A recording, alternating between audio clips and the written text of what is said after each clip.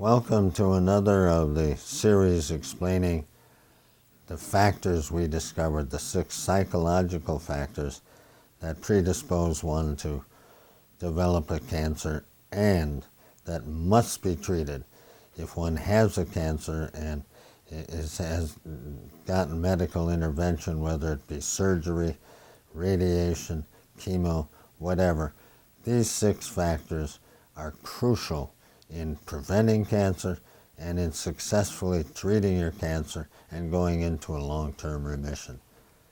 The 6 factors are, and I'm just going to briefly mention them and then I'll go into them one by one. One is that you grow up in a home in which you avoid expressing your emotions for fear of creating a conflict, either from one parent, both parents, or someone else. So you bury your emotions and your real feelings, whether you're hurt or angry, you suffocate them, you stifle them and don't express them. And then when you finally get free and adult and think you're free of all of that, you go off and you fall into a marriage that does the exact same thing. You fall into a marriage where you become afraid to express your emotions, your feelings, for fear of creating a conflict. The second psychological factor is that the feelings of being isolated, alone, hopeless, victimized, controlled, dominated, create a loss of hope. And that loss of hope affects the biochemicals and create a constant state of constantly elevated glucocorticoids. Glucocorticoids are a hormone that shrink the thymus gland to half its size in 24 hours. And the thymus gland is where the T cells, the killer cells that you desperately need to fight your cancer, take 90 days to mature. And when you have these chronically elevated levels of cortisol, the thymus gland shrinks and the T cells are picked out, sent out premature. Instead of being ravishing Doberman killer T cells, immune system cells, they are toothless little puppies that can't help. All because you once again, whether you're in it as a youth or as an adult, you're once again in a feeling of being controlled, victimized, isolated, and helpless. You've lost all hope. In every married relationship, in every significant other love relationship, one person is dominant and the other is subordinate. If it's a good marriage, a good relationship, it's like 55, 65, 45, 55, 45, 60, 40, maybe even a little more. But in the cancer patient, the control is so total that it's like 80%. Instead of it being a give and take, one person is dominant, the other is subordinate. And one is so dominant that they become really not only controllers, dominant, they become suffocators. And they suffocate, and the other person goes into a feeling of helplessness and suffocation and lives in that state of the chronically elevated cortisol levels, which kill their T cells, kill their ability to kill the cancer cells, which virtually every one of us get every day, but our immune system and the normal T cells recognize them, send the T cells to killer cells, and they kill it. But at certain times in our life when these stress levels, these factors get too powerful, then our T cells are no longer able to kill the cancer cells. And these have to be restored if you're going to avoid a cancer or if you're going to successfully treat your cancer, however, whatever medical intervention you're using. And this suffocation can take place elsewhere aside from the marriage. It can be in the workplace. It can be from a parent or from an in-law. It can be from some other relative.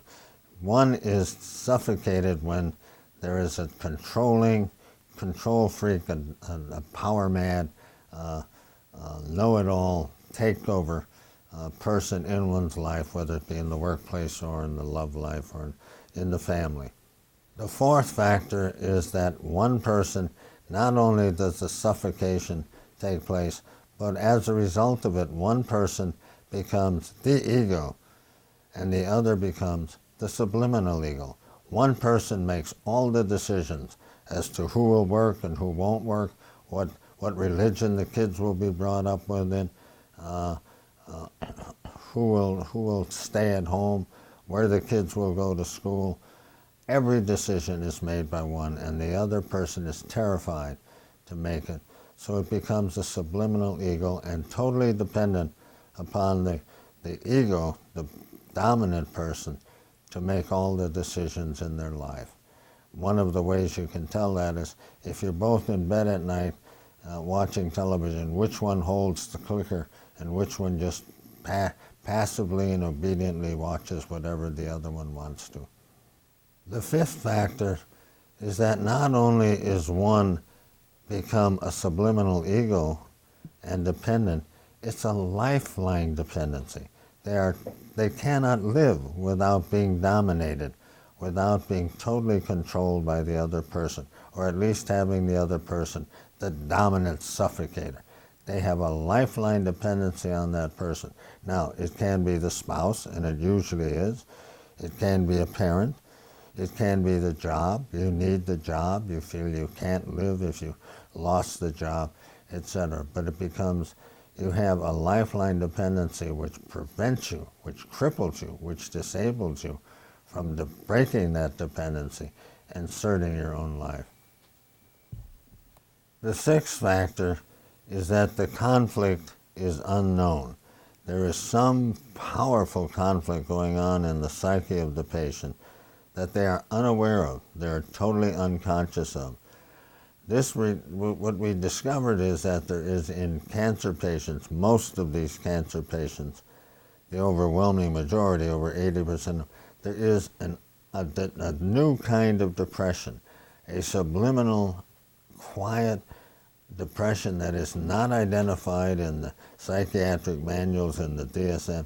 It's never been identified, but it is a very subtle, hopeless feeling of depression. And anything that causes that creates the glucocorticoid elevations that destroy the immune system, the T cells. This is crucial that you discover what is the depression, what is it that's causing you to depress. Again, it's crucial in the psychological conditions that you need to treat if you want to prevent yourself from getting a cancer, and even more important, if you have a cancer that you must treat, you must change in order to have your medical intervention, whether it be surgery, radiation, chemo, have whatever it is, really succeed. Yes, just about every cancer intervention succeeds for 6 months, maybe a year, but then they fall apart and your own immune system has to come back. Your T cells have to become powerful and active if you're going to have a long-term remission. So in conclusion in the book, what we go into is what therapies are really effective in removing these 6 conditions, any one of them or several of them if you have them, and what therapies are not. And this is important because some of the best known, most touted, most publicized therapies are actually destructive. They do not change the levels of glucocorticoids in your body. So these are factors. Now I'm going to go on in the next couple of weeks. I'm going to take them one by one and go into them to help you understand why these 6 factors are so crucial in causing a cancer, and more important, in helping you succeed in medically, with your medical intervention, in remission, long-term remission of your cancer.